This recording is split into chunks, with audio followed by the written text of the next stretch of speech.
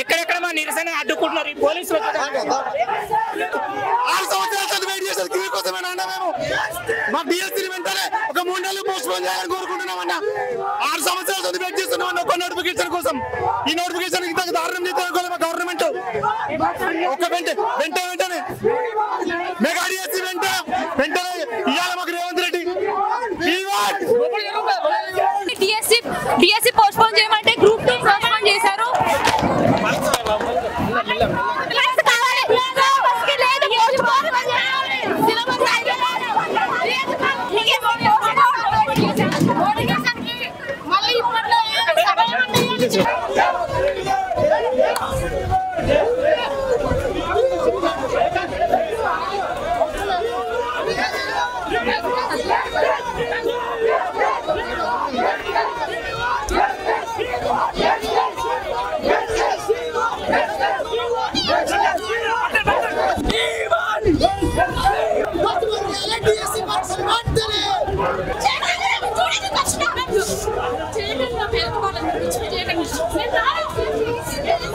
Syllabus చాలా ఎక్కువ ఉంది, హెవీగా ఉంది. చదువుకోవడానికి కనీసం 3 నెలల సమయం ఇవ్వాలి. మెగా డిఎస్సీ ప్రకటించాలి. డిఎస్సీ వెంటనే వాయిదా వేయాలి సార్. 3 నెలల సమయం ఇవ్వాలి కనీసం చదువుకోవడానికి. కొత్తగా రాష్ట్రంలో 1,00,000 మంది ఉన్నారు టెట్ క్వాలిఫై అయ్యారు. ఖచ్చితంగా 3 నెలల సమయం టైం ఇవ్వాలి చదువుకోవడానికి. మేము మెగా డిఎస్సీ కోసం మా వాయిస్ వినిపిద్దామని వచ్చామండి. కానీ మమ్మల్ని ఏమాత్రం మాట్లాడకుండా మా నిరసన తెలపకుండా మమ్మల్ని అక్రమంగా అరెస్ట్ చేస్తున్నారు. మాకు మెగా డిఎస్సీ ఎంతమంది జనాలు ఎంతమంది ఆస్పిరెంట్స్ బయట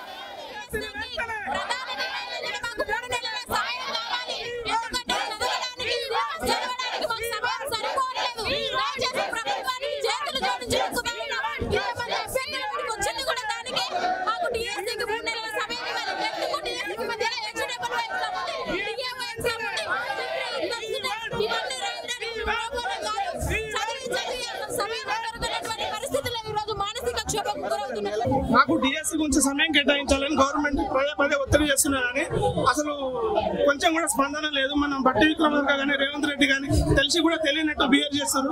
ఒక చిన్న హీరోలు, ఒక స్టార్ హీరోలు చిన్న ట్వీట్లకు రిప్లై ఇస్తున్నారు కానీ నిరుద్యోగులు రోడ్డు మీద పడి ఆగమవుతుంది మాత్రం ఎవరికి అనిపిస్తలేదు. ప్రతిరోజు చేస్తున్నారు ధర్నా. మేము అడిగేది ఏంటి? అది మేమే అడుగుతున్నాం కదా. ఒక సమయం ఇవ్వండి, చదువుకోవాలి కదా. మేము ఒకసారి ఎమ్మెల్యేలను మంత్రులను ఒకసారి ఆ కారు దిగి చెట్ల కింద వచ్చి కూర్చొని చదవమని, ఎండలలో తిరిగి చదవమని వాళ్ళకి బాధలు ఏందో తెలుస్తాయి. లేక పడ్డ నోటిఫికేషన్ ఇది డిఎస్సీ.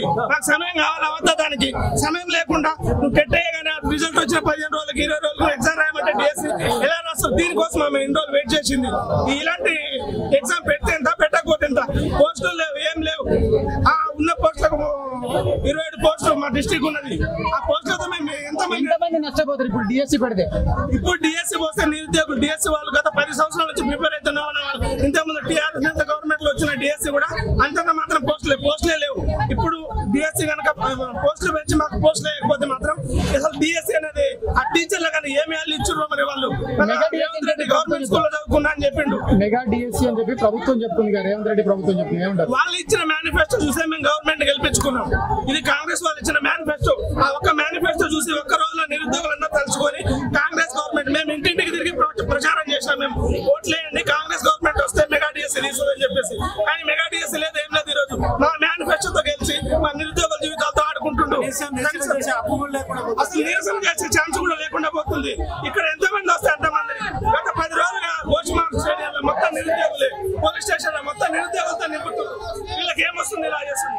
మేము వాళ్ళు ఇచ్చింది కదా మేము అడిగింది. మెగా డిఎస్సీ ప్రకటిస్తున్నాడు. ఆ మెగా డిఎస్సీ ఇప్పుడు ఎంతకి ఇచ్చారు?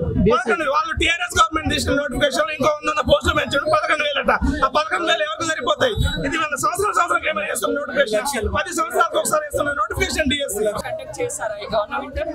మరి ఇదేమన్నా ఎన్టీఏనా, ఇదేమన్నా సిఎస్ఆర్ నెట్టా?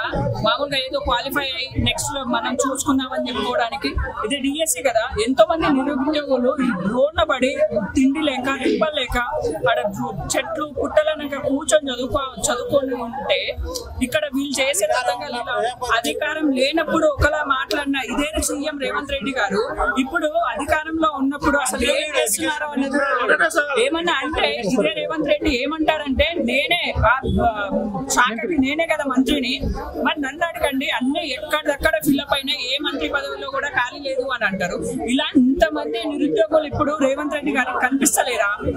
ఎందుకు ఇవన్నీ అంటే మా పేరెంట్స్ నేనే బయట ఉండి మా పేరెంట్స్ కి కాల్ చేసి అమ్మా మన కాంగ్రెస్ ప్రభుత్వం వస్తే మనకి జాబ్లు వస్తాయి, కొద్దిగా ఎక్కువ చేస్తారు అని చెప్పేసి మేము మరీ అంత అందరికి బతుకులాడి మరి ఓటేస్తే ఇప్పుడు కాంగ్రెస్ ప్రభుత్వం వచ్చినప్పుడు అంత మొత్తం చేతులు ఎత్తేస్తే ఈ విద్యార్థులు ఎక్కడ పోతారు? ఇక్కడున్న నిరుద్యోగులు ఎవరికి కనిపిస్తలేరా?